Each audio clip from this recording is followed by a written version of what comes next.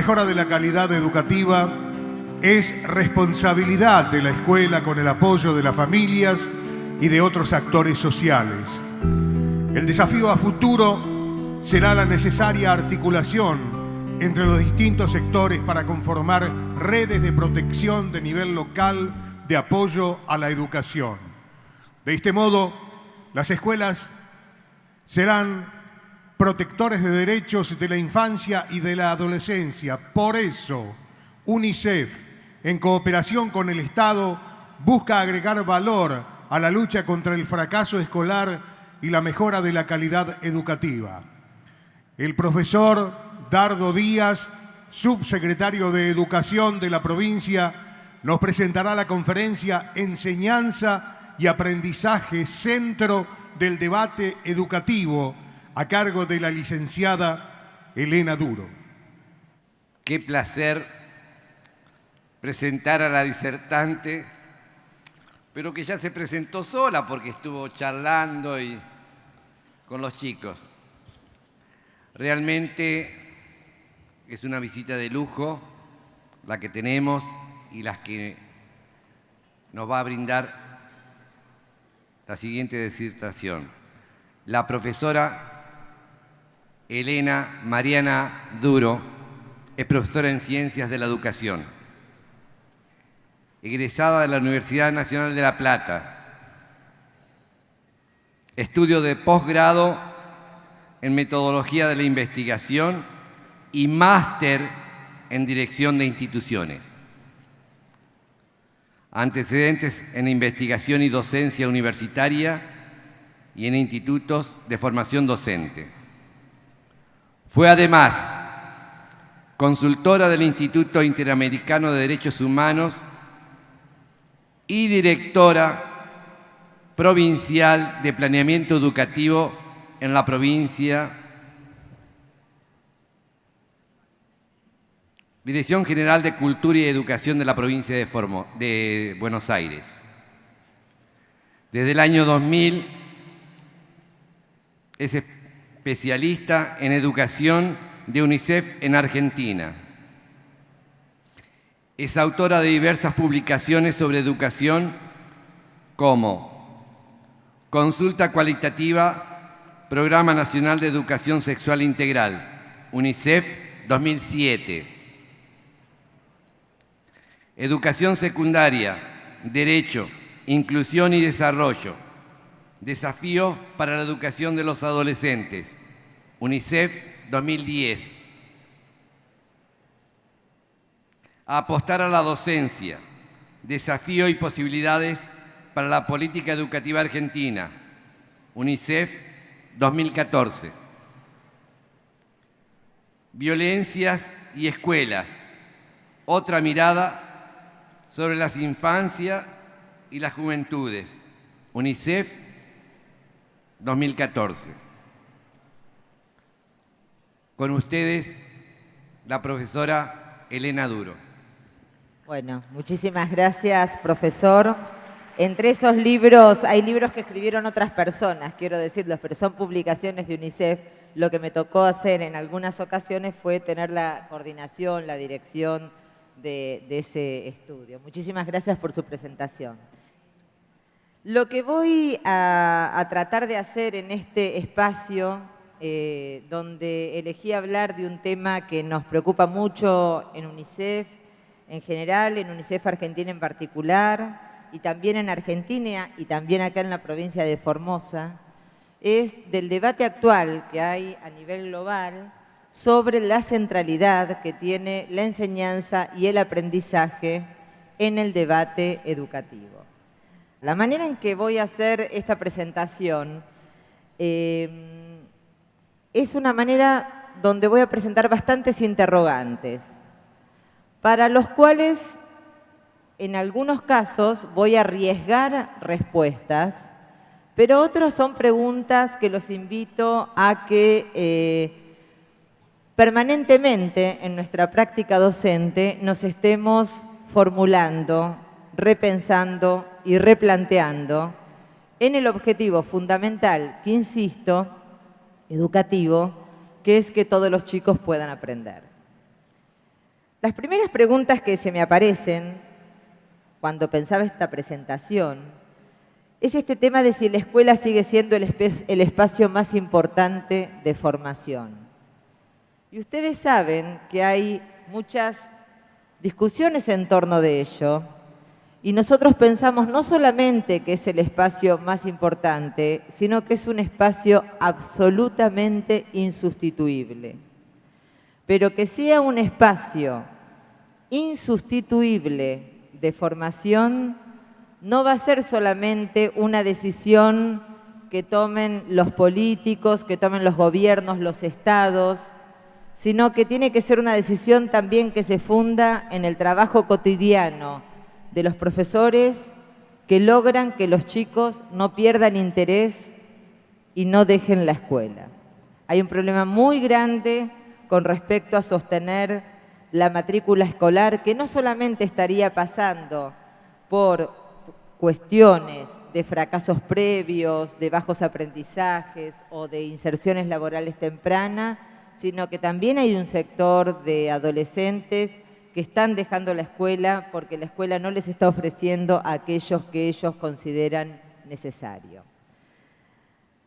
Hay otra pregunta que nos la hacemos mucho cuando estamos estudiando nuestras carreras docentes y luego quizás no la volvemos a preguntar, que es, ¿qué entendemos por aprendizaje? Y seguramente no todos los que estamos acá coincidamos en una definición de aprendizaje. Sin embargo, estamos permanentemente evaluando algo que denominamos que es aprendizaje. Entonces yo quisiera detenerme un momentito en ello porque creo que es bueno recordarlo. En primer lugar, el aprendizaje es un juicio que hace un observador, que puede ser uno mismo respecto de su propio aprendizaje, pero en el caso de la escuela el observador es el maestro, la maestra, el profesor, la profesora. Es un juicio que hace un observador, que implica una noción de temporalidad, es decir, es alguien que está emitiendo un juicio sobre algo que en algún momento no había y que en otro momento empezó a haber. Ese algo suele definirse como una acción efectiva, recurrente y autónoma, es decir, no es cualquier acción la que determina un aprendizaje, sino que es una acción que conduce a un resultado y que además se puede repetir en el tiempo y que además la puede desarrollar el sujeto que aprende en forma autónoma.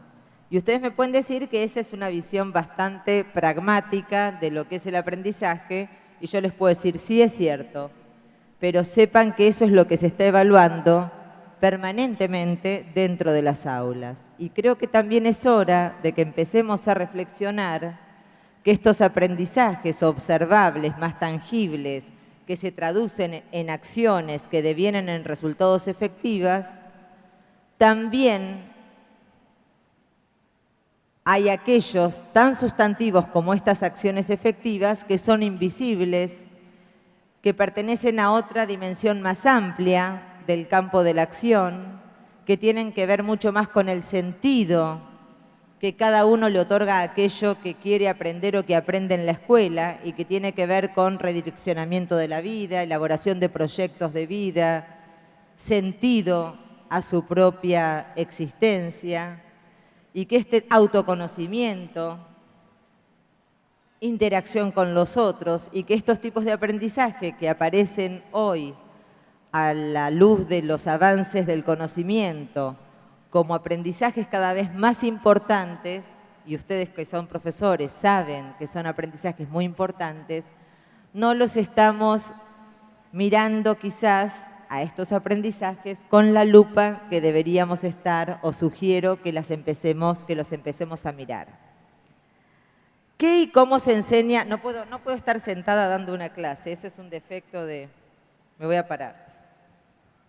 Perdónenme, es muy grande el salón, no voy a poder dialogar con todos, pero por lo menos me paro. ¿Qué y cómo enseñar en la escuela actual? A ver si me pueden pasar la pregunta que está allá. Esta es otra pregunta que nos tenemos que hacer cada vez más asiduamente, porque si hay, digamos, un consenso global con el cambio acelerado que atraviesan todas las sociedades, es obvio que la escuela ya no se puede concebir como un espacio estático, cerrado a los cambios, a las innovaciones o reacio a los cambios en las innovaciones. Y ser reacio a los cambios está en la naturaleza humana, no es que está nada más en la naturaleza nuestra de los docentes, está en la naturaleza humana. Pero debemos ser responsables respecto a qué rol nos cabe a nosotros como docentes, como formadores, de asumir y de meternos y de introducirnos en estos cambios acelerados y cómo transforman el sentido de la escuela y, para mi modo de ver, la transforman otorgándole muchísimo más valor que el valor tradicional que la educación formal asume, y les voy a decir por qué. Fundamentalmente porque históricamente la escuela tenía una misión que ustedes la conocen muy bien, la escuela tradicional, y casi durante 400 años la escuela fue transmisora de contenidos, ¿no? Uno puede pensar en la didáctica de Comenio, puede pensar en Descartes, pienso luego existo, y la escuela era una escuela pensada como un espacio donde había que enseñar todo, todos los contenidos y cada vez más, y los chicos eran concebidos y los jóvenes, perdón, más atrás me tengo que ir, y los jóvenes eran concebidos como una cabeza vacía que había que llenarla de información. Bueno, han pasado muchas cosas, hoy sabemos que la escuela no es nada más y no tiene como misión principal, quizás, sí la transmisión de la cultura, pero no esa visión de transmisión de saberes enciclopedistas, sino que creo que hay nuevos saberes que la escuela tiene que asumir. Y son aquellos saberes trascendentes que la sociedad actual de cambios acelerados está dejando, digamos, muy deteriorados, como por ejemplo, y acá haciendo alusión a un gran sociólogo como les mencioné hoy, que es Zygmunt Bauman, que recomiendo mucho a todos los docentes la lectura de su última obra. Él habla de la sociedad líquida, el mundo líquido, el amor líquido, de la, digamos, la volatilidad que tienen todos estos apoyos en los que forjamos nuestra vida en la sociedad actual, pero en esta última obra habla de algo que para mí tiene un sentido todavía más profundo, que es, habla de cierta ceguera moral y habla mucho del impacto de las redes sociales, del mal uso de las redes sociales. Acá los chicos con el ciberbullying nos dieron un ejemplo, y cómo se ha naturalizado mucho esto y cómo nos transformamos en insensibles ante el sufrimiento de los otros. Esta cuestión, que no es menor, el tema de cómo se transfiguran los valores, de tener sensibilidad, ser solidario, ejercer y aprender valores, yo creo que cada vez va a tener más incidencia en la formación educativa en la escuela pública, en todas las escuelas. Para mí las escuelas son públicas, de gestión pública y de gestión privada, pero todas las escuelas son del Estado. Por el otro lado, también hay otros temas emergentes que no todas las escuelas, no todas las provincias están tomando como un contenido importante, pero sin embargo son temas que de alguna manera atraviesan la vida escolar, y hay que ver hasta qué punto, cómo. Yo no tengo la respuesta, pero creo que hay que pensar más fuertemente qué pasa con las nuevas, con la salud mental, con el bienestar físico de los jóvenes, qué pasa con el tema de las adicciones, qué pasa con el tema de la solución de conflictos sin violencia, cómo enseñamos a coexistir pacíficamente en un mundo donde los conflictos están al día en todas las instituciones, en toda la sociedad. Es decir, uno no tiene que esperar que siempre, o que la vida sin violencia se tiene que llegar a consensos y acordar en todo. No, uno puede no estar de acuerdo con el otro y sin embargo podemos trabajar pacíficamente y coexistir pacíficamente y avanzar. Hay también, y después lo vamos a ver en otra lámina, otro tipo de contenidos a enseñar que tienen que ver con los aspectos intrapersonales, todo aquello que nos está enseñando un poco la neurociencia, la psicología cognitiva, la psicología del aprendizaje, que son temas que han avanzado muchísimo y que brindan aportes muy valiosos al campo de la pedagogía. Creo que tenemos que empezar a considerarlos. Hay otro debate que es contenidos o capacidades. ¿Qué quiere decir que enseñemos capacidades? ¿Que la escuela se vacía de contenidos? No. No quiere decir eso y no me voy a detener en el tema de las capacidades porque hay otras conferencias que van a hablar del tema, pero sí decirles que evidentemente los contenidos tienen que estar al servicio de las capacidades, que evidentemente hay que priorizar contenidos en el sistema educativo argentino porque seguimos teniendo una tradición muy enciclopedista y seguimos pensando que absolutamente todo es lo más importante. Y creo que estamos dejando un poco de lado el desarrollo de competencias y capacidades que hay que seguir fortaleciendo. No hablo acá en Formosa que estemos dejando de lado, hablo en general en los sistemas educativos. ¿Qué es lo central en el proceso de enseñanza y aprendizaje? ¿El estudiante, el docente o los aprendizajes de los estudiantes? Y acá sí, yo me inclino y los invito a que optemos por la opción de los aprendizajes de los estudiantes. Muchos años se pensó, y de hecho la escuela surgió así, donde la relación asimétrica, que de hecho es asimétrica entre el profesor y el alumno, le daba prioridad al docente, porque el docente se lo ponía en una posición del saber y el alumno en la posición del que no sabe y el único que le puede enseñar es el profesor. Eso fue muchos años, así se fundó la escuela, así se pensó la escuela y así uno muchas veces entra a una escuela y se encuentra con esa situación igual que hace 100 años atrás. Aunque hace 100 años yo no vivía, les quiero decir, pero he visto muchas fotos. Ahora, la segunda opción, la del estudiante, también para mí es engañosa porque plantea que muchos autores, por eso no nombro un autor en particular, pero muchos autores dicen que en realidad lo central es el estudiante porque la relación entre el profesor y estudiante es simétrica y tanto puede aprender uno del otro y los pone en un lugar de igualdad. Y si bien, por supuesto, que un profesor, un maestro puede aprender de ese alumno, un profesor por algo es un adulto. Un profesor por algo tiene una responsabilidad, por algo hay un contenido, por algo hay una finalidad de la educación y por algo estamos nosotros en una escuela. Porque si no, sí, yo empiezo a objetar cuál es la finalidad de la escuela si la relación es absolutamente simétrica. Muchas gracias. Me convidan un mate cada tanto. Muy bien. Muchas gracias.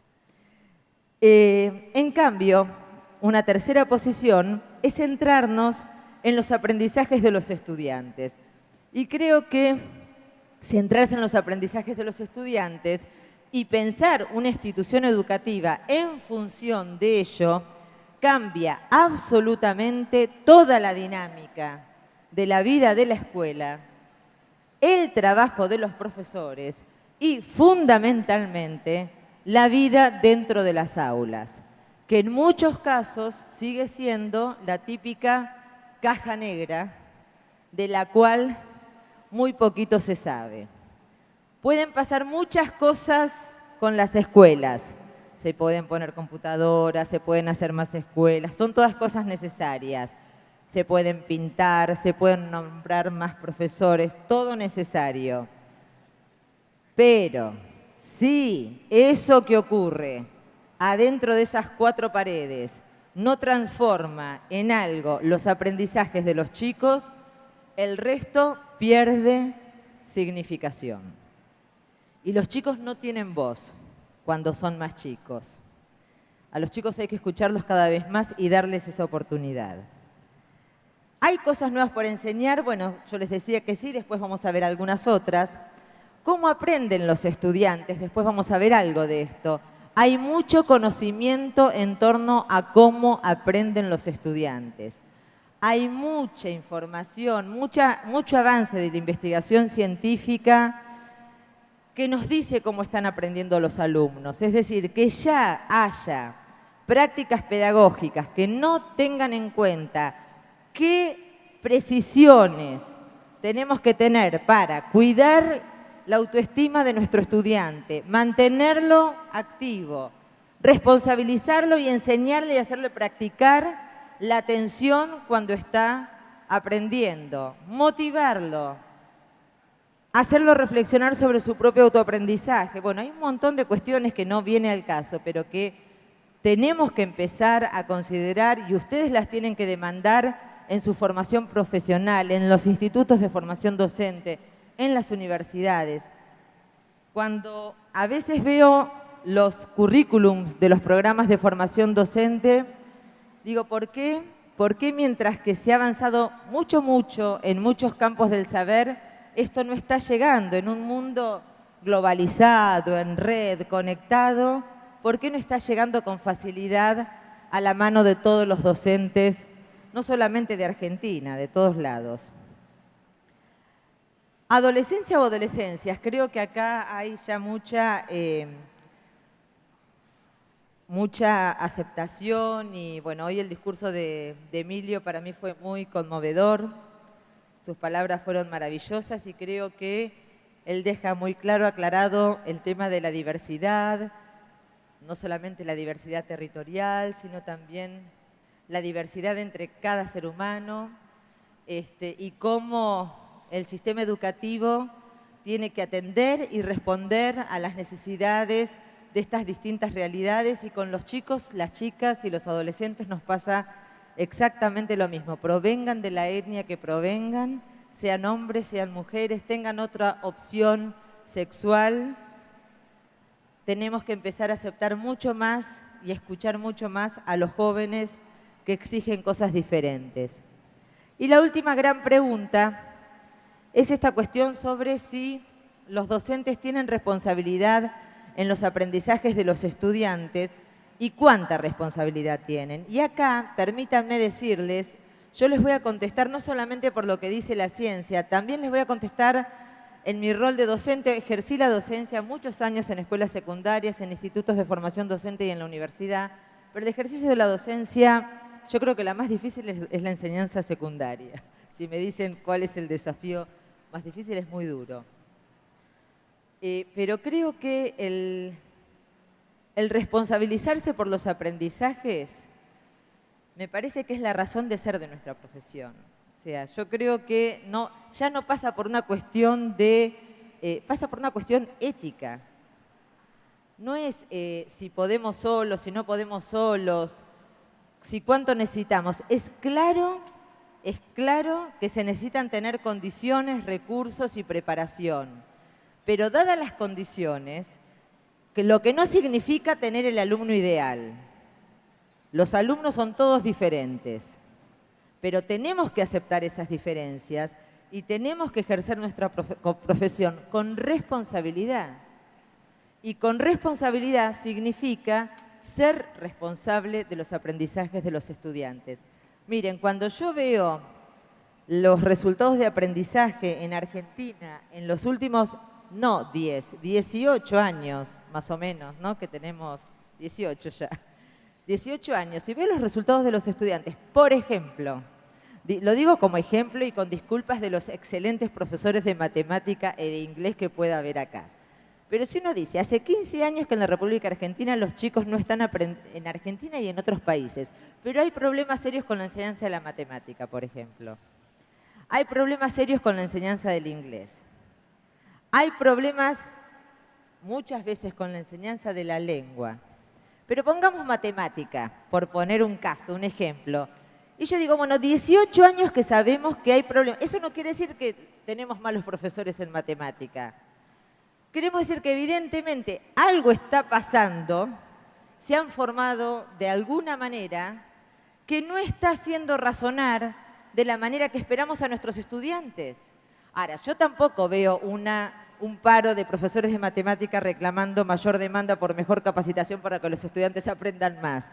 Lo que estoy queriendo decir es que debería haber más correlación, asumir eso como un problema y ver de qué manera eso tiene su correlato en las acciones de intervención del campo de los programas, la política, pero fundamentalmente la formación inicial y en servicio de todos los docentes. Si pasamos a la otra, pienso y luego existo, 1600 y pico, Descartes. Y acá puse a Mafalda, porque Mafalda acá tiene una tirita en la mano y en la última dice, ¿cabrá aquí todo lo que en la escuela me van a meter en la cabeza? Esta idea de que la escuela es un lugar, no, este sería la primacía de la razón y de los contenidos y de la escuela como un reservorio de cosas y cosas y cosas y de contenidos de información que hay que meter. Esto de pienso luego existo, les diría que hizo de una escuela tradicional, muy tradicional, durante varios siglos en el mundo. Ahora, en el siglo XX nos dimos cuenta que no solo pienso y luego existo, sino que pienso, siento y luego existo. Yo quisiera que hagamos el juego de cambiar existo por aprendo. Pienso, siento y aprendo. El aprendizaje está íntimamente en relación con la vida emocional, con el desarrollo emocional, con la percepción de mayor o menor satisfacción, alegría, placer o displacer que se le ofrece cada día en esa práctica de enseñanza, con esa asignatura o en ese ejercicio. Íntimamente relacionado. El tema es, y lo que nos tenemos que tener que preguntar es, ¿cuánto estamos enseñando de esta dimensión? Que sabemos que es una dimensión muy importante, no solamente para el aprendizaje de ese momento del chico o de la chica, sino para el aprendizaje a lo largo de toda su vida.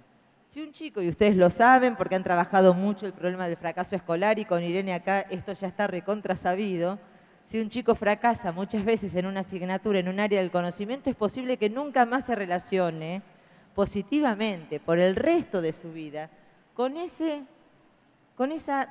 dominio de aprendizaje, con esa área del saber. Entonces tenemos que tener muchísimo más estrategias de trabajo para ver qué caritas estamos promoviendo en cada uno de nuestros actos de enseñanza.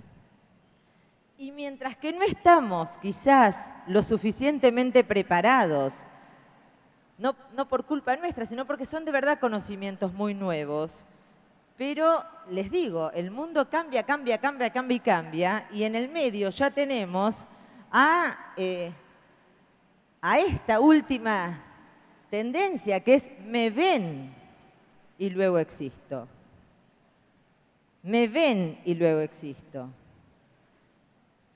Esto significa, esto del me ven y luego existo tiene mucho que ver con lo que decían los chicos del ciberbullying, pero también tiene que ver con una cuestión que hoy tienen las culturas juveniles y las culturas, los chicos, las chicas y los jóvenes y los adolescentes que están permanentemente en las redes sociales.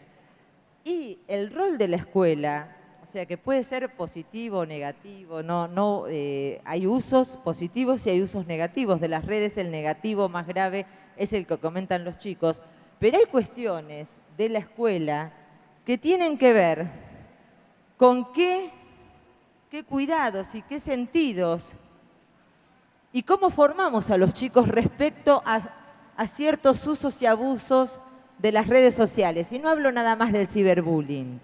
Hablo de la pérdida de la identidad, de la pérdida de la privacidad, de la pérdida del valor de la ética, de la privacidad por el otro. Las redes sociales, entre otras cosas, los que estarían generando, según múltiples estudios y cientistas políticos, es insensibilidad por el sufrimiento del otro. Creemos que estamos rodeados de amigos que nos muestran por ahí cuestiones terroríficas y, sin embargo, lo dejamos pasar con un nivel de banalidad y de desnaturalización muy importante. Bueno, estas cosas la escuela las va a tener que enseñar. No podemos negar que esto existe.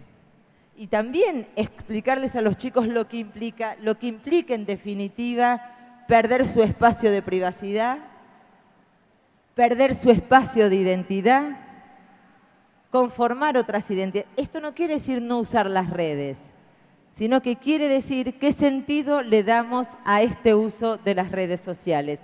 Las redes sociales son una herramienta muy potente, pero la escuela tiene que empezar a poder darle algún sentido a su uso.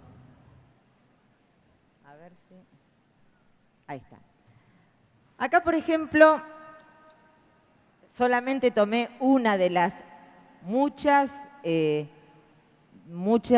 recomendaciones, sugerencias que podemos obtener de distintos autores, muchos psicólogos cognitivos, psicólogos del aprendizaje, psicólogos educacionales, también hay profesionales del campo de la neurociencia. Solamente les nombro algunos que tienen publicaciones en castellano, que están casi todos editados en Paidós o en editoriales B, pero tenemos, por ejemplo, toda la obra de Perkins sobre desarrollo del pensamiento, la obra de Howard Gardner sobre el uso de las aplicaciones y las tecnologías, las obras de Diane Kuhn sobre enseñar a pensar, toda la obra de Goleman, de Daniel Goleman en desarrollo emocional, en inteligencia emocional.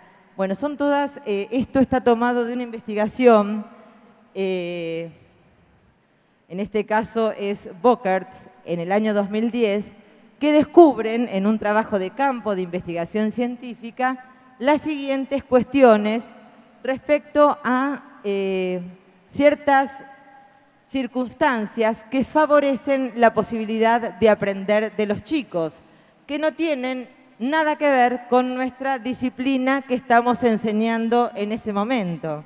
Y sin embargo, lo que nos va a poder hacer que nuestros estudiantes aprendan nuestra disciplina o lo prioritario de nuestra disciplina tiene mucho que ver con que podamos enseñar en forma planificada, contemplar estas cuestiones para poder imprimirlas en nuestras prácticas de aula. Si se sienten capaces de hacer la actividad, o sea, los alumnos aprenden más si se sienten capaces de hacer actividad. Ahora, la pregunta que les hago como un ejercicio para dialogar un poco, ¿cuál sería la práctica de enseñanza que estaría favoreciendo que todos los estudiantes, para que pensemos juntos, se las digo, para que todos los estudiantes sientan que son capaces de poder realizar la actividad? ¿Qué se les ocurre? ¿Se les ocurre algo?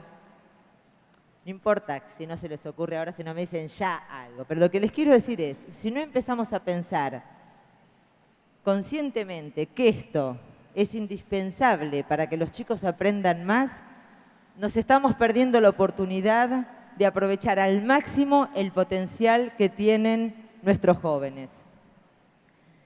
Los estudiantes aprenden más si perciben vínculos estables entre las acciones específicas y el sentido. Permanentemente hay que explicarles a los estudiantes cuál es la finalidad, cuál es el sentido de esto que están aprendiendo, para qué les sirve, qué relación tiene la actividad que el profesor le da con el sentido final que tiene ese contenido que les están enseñando. Si valoran el tema y tienen un sentido claro del propósito, y para que valoren el tema hay que hacer todo un trabajo previo. Uno puede tener más motivación o menos motivación, pero una cosa es que la valoren y otra cosa es que no tengan ningún interés. Y muchas veces la falta de interés es por desconocimiento. Entonces, bueno, ¿qué tiempo le estamos dedicando a que valoren ese tema? Que experimenten emociones positivas hacia las actividades de aprendizaje. Los estudiantes aprenden más si esa situación de aprendizaje le da placer, le da ganas de descubrir, le promueve el interés, lo hace hacer una tarea solidaria o con otros. Los estudiantes aprenden más, bueno, por supuesto pierden interés si experimentan experiencias negativas o sensaciones negativas. Y las sensaciones negativas tienen que ver con muchas cosas. Algunos psicólogos cognitivos lo llaman algo así como disonancia cognitiva, que tiene que ver con lo que un estudiante imagina que ese contenido significa y algo que explica el profesor que no tiene nada que ver con lo que él pensaba, con lo cual no puede establecer ni siquiera un contacto de articulación con aquello que el profesor está diciendo, ¿no? Eso produce enseguida rechazo, ofuscación, nervios, se empiezan a mover, agresividad, y lo expresa, todo esto se expresa. Todo esto lo expresan en el aula. Y cuando uno entra al aula y es observador, para bien o para mal lo expresa. Acá nos estamos sonriendo con una colega. ¿Cómo? A ver. Lo puedo observar más aún porque tengo un hijo adolescente que está haciendo el segundo año de la secundaria y ellos son muy determinantes cuando algo no les está llegando. Entonces lo expresan inmediatamente.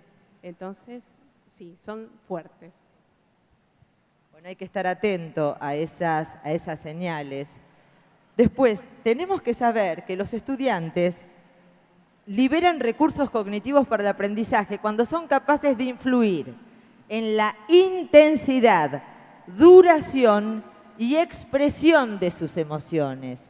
Y esto tiene que ver con que tenemos que aprovechar mucho cuando los estudiantes están motivados, cuando están expresando un sentimiento, tenemos que empezar a tener como un espacio de aprendizaje donde lo vincular, donde la escucha, donde el diálogo, donde la posibilidad de que los estudiantes expresen aquello que están sintiendo por la actividad que están desarrollando pueda emerger. Los estudiantes son más persistentes en el aprendizaje cuando pueden manejar sus recursos y hacer frente a los obstáculos de manera efectiva. Y por supuesto, si perciban un clima y un ambiente favorable para el aprendizaje. Y acá también me quisiera detener un momentito porque es cierto que todas las aulas son diferentes, pero también les quiero decir que son muy diferentes las escuelas de grandes centros urbanos que las escuelas de provincias donde las escuelas están más separadas y que en la escuela secundaria, en grandes centros urbanos, por ahí en escuelas de muchísimos alumnos, no quiere decir que haya muchísimos alumnos dentro de cada aula, porque bajó mucho el índice de cantidad de estudiantes, por más que por suerte tenemos más alumnos en las escuelas, es raro encontrar un buen clima para el aprendizaje. Y acá sí, yo quisiera que todos hagamos el ejercicio de reflexionar cuando eso no está ocurriendo en la escuela, qué clima nos generamos nosotros como profesionales para aprender. O sea, nosotros estamos permanentemente estudiando y aprendiendo. Bueno, ¿en qué clima nos gusta hacer eso? ¿Qué es el ambiente que nos propiciamos para poder aprovechar al máximo ese poco espacio que tenemos para aprender? Creo que esto hay que reflexionarlo y hay que trabajarlo. Algo me está... Ahí está. Bueno, esto es es algo que yo creo que hay que hacer y hacer siempre en las escuelas, los profesores reunidos. Esta sí es una tablita obvia, básica y elemental, pero te quiero decir que la lista puede ser infinita de cosas, pero tenemos que empezar a pensar cuál es lo que en este tiempo que cambió tanto, donde ya tenemos redes sociales que funcionan, donde sabemos que lo que sienten los alumnos es importante, donde sabemos que la centralidad tiene que estar en el aprendizaje de todos los chicos, tenemos que pensar todo el tiempo qué de la escuela tradicional nos está sirviendo y qué deberíamos empezar por lo menos a interpelar o reflexionarnos cuánto más de esto. Y nada, para un ejercicio solamente de un juego de razonamiento de blancos y negros, cuando sabemos que no hay blancos y negros, que las realidades son grises, excepto para algunas cuestiones de aquí. La escuela tradicional está centrada en disciplinas, una escuela más innovadora tiende a estar integrada por áreas y proyectos. en la escuela innovadora, además de los contenidos tradicionales, aparecen y se tratan temas nuevos y emergentes, que no es llenar de miles de contenidos la escuela. Creo que hay que hacer una priorización de contenidos urgente en la escuela y dejar entrar algunos que están afuera y quizás achicar otros. Bueno, eso cada profesor, cada escuela, cada director, cada currículum, cada provincia y la nación lo sabrán. Una escuela muy rígida, habría que pasar a una escuela más flexible. Más flexible no quiere decir en ningún caso facilista. Creo que hoy el ministro fue muy claro en todo su discurso y además la provincia lo puede mostrar con números. La inclusión y más chicos en la escuela no significó facilismo en la provincia de Formosa y está reflejado en los resultados de aprendizaje. Pero sí creo que hay que pensar una estructura que es flexible, que permita a todos los jóvenes asistir. Una escuela que sea participativa y democrática, que sea inclusiva, donde no pocos aprendan, sino todos aprendan, donde se innove y se difundan las nuevas prácticas de enseñanza, que no esté centrada en el docente, sino que esté centrada en los aprendizajes de los estudiantes, que tenga en cuenta no solamente los derechos y deberes de los estudiantes, no solamente los deberes, sino también los derechos y deberes de los estudiantes, así como los derechos y deberes de los profesores, unos y otros, porque sin duda alguna el proceso de enseñanza-aprendizaje requiere de profesores y estudiantes y eso ya fui más que clara. No sé si fui más que clara, pero estoy tratando de serlo, que es otra cosa. Hay unos debates respecto, y esto solamente lo quiero mencionar y dejar planteado, que son qué tipo de competencias o de capacidades deberían desarrollar las escuelas o se deberían estar considerando o por lo menos debatiendo, y algunas cosas ustedes ya lo están haciendo en la transición asistida. Yo creo que en esto es pionero Formosa en todo el país, así que felicito a Irene, a Sergio, el equipo, de estar poniendo en práctica aspectos de trabajo en equipo y colaboración, por ejemplo, entre los estudiantes, de un montón de temas de los que estamos trabajando, de los que se están planteando acá, ¿no? Pero básicamente habría tres grandes familias de tipo de capacidades a desarrollar. Las más tradicionales y conocidas son las capacidades cognitivas, pero también están las interpersonales y las intrapersonales. Inter e intrapersonales. Las habilidades o capacidades intrapersonales tendrían que verse, las voy a leer rápidamente por si no llegan, suelen abrirse las intrapersonales en apertura intelectual, ética del trabajo y conciencia y autoevaluación positiva. Empiezo por la autoevaluación positiva, que sería autorregulación, automonitoreo, autoevaluación, salud física y psíquica. Por otro lado, ética del trabajo y conciencia es iniciativa, autodirección, responsabilidad, perseverancia, productividad, coraje, metacognición, autorreflexión, profesionalismo, ética, integridad, ciudadanía. Apertura intelectual, flexibilidad, adaptabilidad, apreciación artística y cultural, responsabilidad social y personal, apreciación de la diversidad, adaptabilidad, aprendizaje continuo, interés y curiosidad intelectual. Nada, esto queda para ustedes, pero se los dejo porque, interpersonales, que es lo más novedoso para, está trabajo en equipo y colaboración y liderazgo, y en trabajo en equipo y colaboración tienen comunicación, colaboración de trabajo en equipo, cooperación, coordinación, habilidades interpersonales, empatía, toma de perspectiva, confianza, orientación al servicio, resolución de conflictos y negociación. Por ejemplo, si vemos lo que estuvimos viendo hoy de los adolescentes de estas escuelas secundarias, es básicamente desarrollar una capacidad interpersonal que tiene que ver con el trabajo en equipo y la colaboración, pero a su vez vimos que esta capacidad interpersonal produjo un desarrollo de capacidades intrapersonales, de mejora de la autoestima, de autoevaluación y autorregulación, de salud física y psíquica.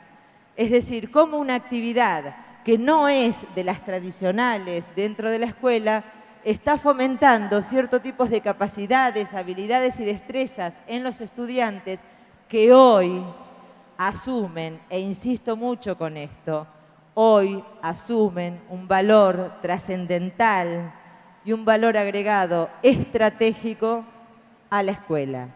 En la medida en que la escuela empiece a asumir en su rol formador estas dimensiones del aprendizaje, es que vamos a tener escuela por los siglos y los siglos. Pero tenemos que ser cada vez más conscientes que estos aprendizajes deben ser ejercitados, estas prácticas de enseñanza deben ser introducidas y estos aprendizajes logrados en todos los estudiantes.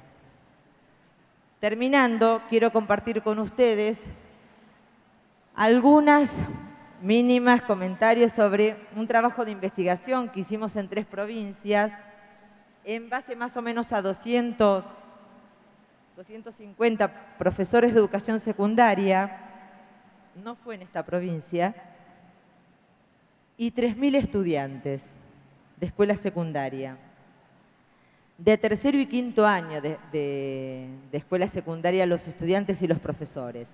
En sus respuestas no hubo diferencias. Primer llamado de atención, era una indagación sobre qué percepciones tenían sobre la enseñanza y qué percepciones tenían sobre el aprendizaje y las prácticas de enseñanza, tanto estudiantes como profesores. Porque en realidad hay muy poco trabajo de investigación en relación a este tema en el país, y bueno, necesitamos información para ver cómo poder cooperar, por dónde, si se puede brindar algún apoyo, por dónde darlo. Entonces no queríamos hablar de habilidades complejas ni nada, y hablábamos solamente con ejemplos concretos, en un conjunto de competencias cognitivas de alta intensidad, que serían las más complejas, como pensamiento crítico, resolución de problemas, y competencias cognitivas de baja intensidad, que serían las cuestiones más simples del desarrollo cognitivo en términos de prácticas de enseñanza, copia del pizarrón, escucha, llenado, completamiento de formularios, de cuestionarios, respuesta a preguntas, etcétera, etcétera. Y competencias interpersonales e intrapersonales, con ejemplos concretos, ¿no? O sea, cuánto había de trabajo en equipo, cuánto había de trabajo colaborativo, cuánto había de autoconocimiento, cuánto había de autoevaluación por parte de los estudiantes, etcétera, etcétera. Y nos encontramos que en los docentes lo que más valoran son las competencias cognitivas de alta intensidad, es decir, las complejas. Todos los docentes coinciden en otorgarle un valor muy importante a la resolución de problemas, al pensamiento crítico, al pensamiento creativo, y también le dieron importancia y un gran valor al desarrollo de competencias interpersonales, que como les dije, son las interacciones con el otro, el trabajo en equipo, el aprender del otro, el trabajo solidario, etcétera, etcétera. También lo vincular y lo oral es lo interpersonal, ¿no? Pero en las prácticas de enseñanza encontramos que a pesar de visualizar la importancia del desarrollo de las diferentes competencias, en sus prácticas los docentes aún sostienen un conjunto de estrategias en torno al desarrollo de competencias cognitivas de bajo nivel, principalmente organizadas en transmisión de contenidos, exposición de contenidos, elaboración de ejercicios de aplicación, toma de apuntes, respuesta a cuestionarios simples y búsqueda de información básica. Es decir, que a pesar de que ellos reconocen valores en el desarrollo de habilidades cognitivas más complejas, que son, para que se den una idea, son las que toman frecuentemente en las pruebas de evaluación, ya sea del Operativo Nacional de Evaluación de Calidad, que ya tienen distinto nivel de complejidad las preguntas, y ustedes saben que las más complejas apuntan a desarrollo cognitivo de más alto nivel, de más alta intensidad, perdón, y sin embargo, ellos mismos, al responder cuáles son sus propias prácticas, dicen que lo que más hacen son ejercicios tipo mecánicos, repetitivos, de completamiento, de respuesta a pregunta o de búsqueda de información. Cuando se le pregunta a los estudiantes, los aprendizajes más valorados, Y esto es interesante, porque enseguida empiezan a ubicarse dentro del sentido de la escuela secundaria. O sea, los chicos fueron directamente a las opciones de respuesta por la búsqueda, por el sentido de la escuela secundaria. Esto es también un llamado de atención, porque los chicos están permanentemente en esta búsqueda de sentido y en la escuela, fundamentalmente en la secundaria, creo que muchas veces la fragmentación de los saberes y la estructura disciplinar, cuando no hay un trabajo articulado entre los profesores, es muy difícil para el estudiante mantener la armonía sobre el sentido de la escuela, del conocimiento, del aprendizaje y de esa disciplina en particular. Bueno, también reconocen como un tema muy importante el bienestar físico. Los chicos están reclamando muy fuertemente como contenido de enseñanza lo que tiene que ver con su propio bienestar, no solamente físico, sino también psíquico. Competencias para el procesamiento de información lo consideran entre lo más importante y dejan relegados, cosa que a nosotros nos llamó la atención, las TICs y el trabajo con otros. Y en parte creo que dejan relegadas las TICs porque se creen que las saben todas. Y en realidad, cuando nosotros vemos lo que se trabaja dentro de las escuelas, hay mucho por enseñar todavía a nuestros estudiantes, por más que sean una flecha o balas en la velocidad de manejar una netbook o una red social, en términos de aprender a usar la red para mejorar los aprendizajes, falta todavía mucho que enseñar en ese camino. ¿Y cómo ven los chicos las estrategias de enseñanza de los docentes, sus prácticas de enseñanza? ¿Cómo las valoran? Los estudiantes ponen en evidencia que las estrategias de enseñanza de los docentes se orientan más frecuentemente al desarrollo de competencias intrapersonales y cognitivas de baja intensidad, o sea, las más simples, dirigidas al apoyo para estudiar los contenidos de las asignaturas. Ciertas estrategias de enseñanza vinculadas a competencias más complejas como resolución de problemas, por ejemplo, son poco frecuentes en la escuela. Los estudiantes con sobreedad se ven expuestos con mayor frecuencia a situaciones desfavorables en relación a las prácticas de enseñanza de los maestros. Y para terminar, solamente les quiero decir que creo, y hoy lo dijo Emilio en su discurso, y yo decía, qué casualidad que yo voy a terminar diciendo casi lo mismo que Emilio, porque creo que hay muchas preguntas sin respuestas, hay muchas respuestas sobre las que hay que seguir profundizando y hay muchas cosas nuevas que nos tenemos que animar a avanzar, aunque nos equivoquemos en el camino.